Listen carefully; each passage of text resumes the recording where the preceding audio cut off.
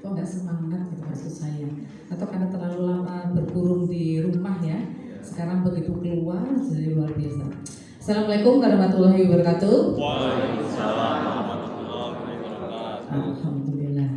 Selamat pagi, salam sejahtera untuk kita semua. Sampurasun. Rampes.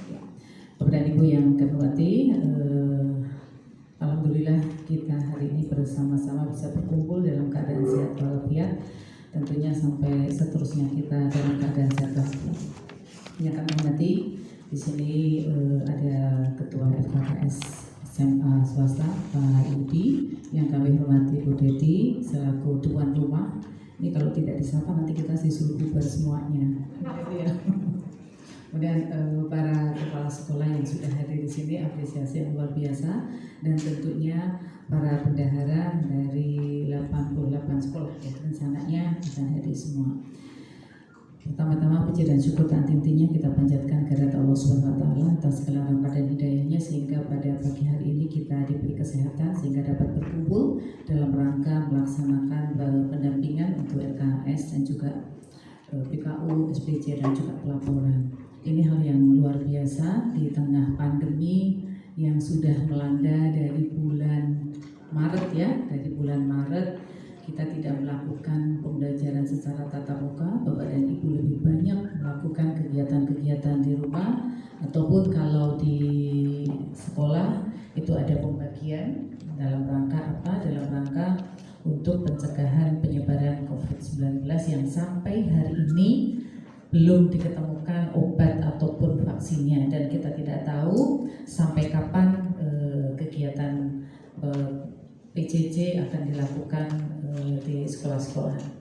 Saya yakin Bapak dan Ibu, rasa kangen Bapak dan Ibu terhadap suasana sekolah ya, itu berpengaruh.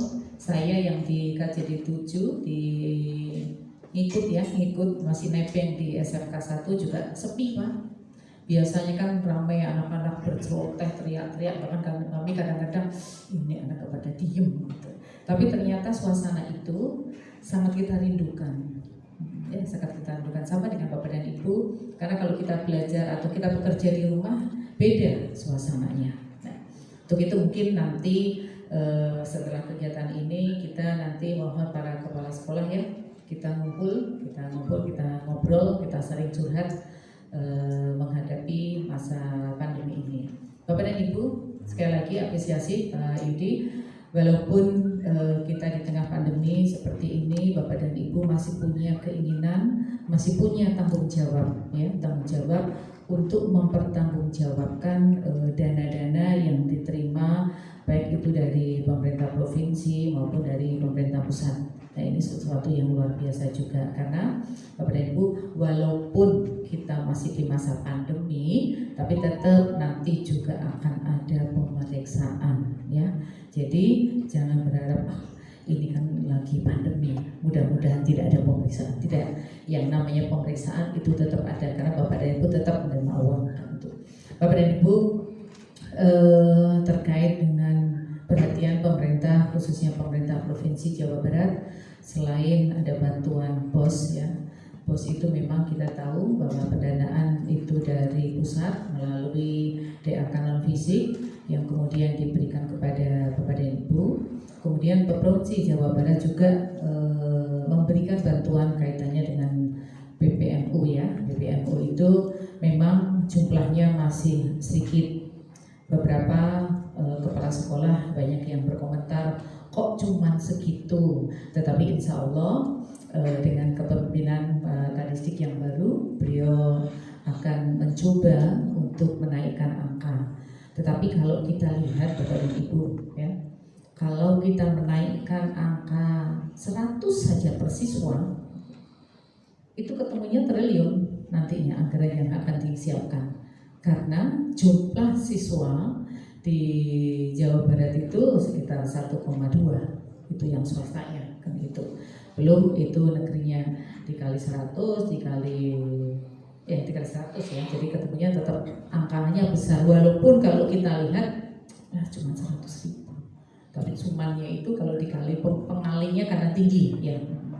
Nah, untuk itu Bapak dan Ibu, apapun dana itu, berapapun dana itu, kalau itu bersumber, ya, kalau itu bersumber dari pemerintah, tentunya harus dipertanggungjawabkan. Memang tidak enak sih, makanya ada beberapa sekolah, ya, banyak juga ya sekolah yang tidak menerima dana itu karena dikatakannya selalu rewel, tertentu harga. Seperti itulah yang namanya bantuan. Kalau kita menerima bantuan, otomatis harus mengikuti aturan-aturan, termasuk sekarang harus masuk di dalam aplikasi AKAS. Mau tidak mau, suka tidak suka, kita harus masuk di dalamnya.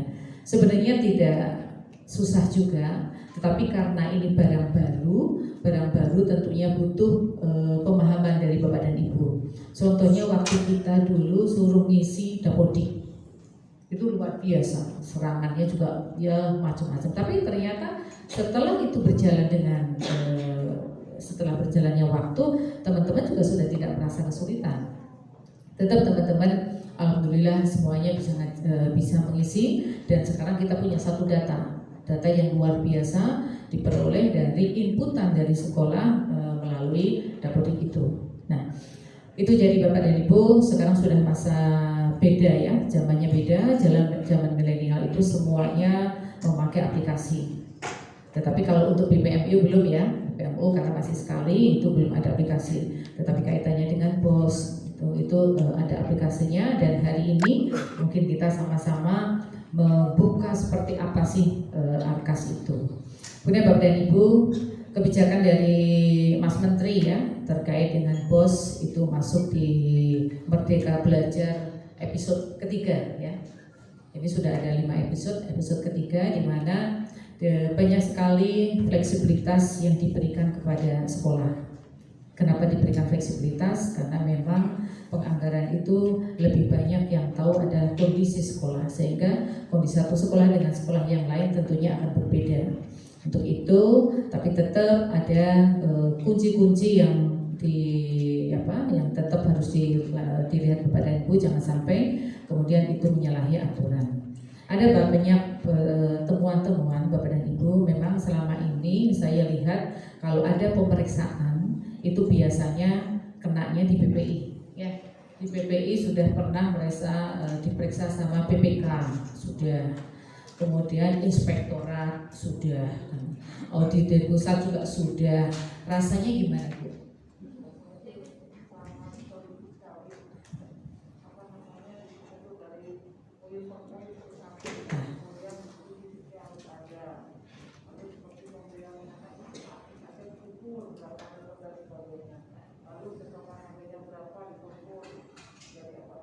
Oke, jadi intinya adalah Bapak dan Ibu benar-benar dilihat per itemnya ya.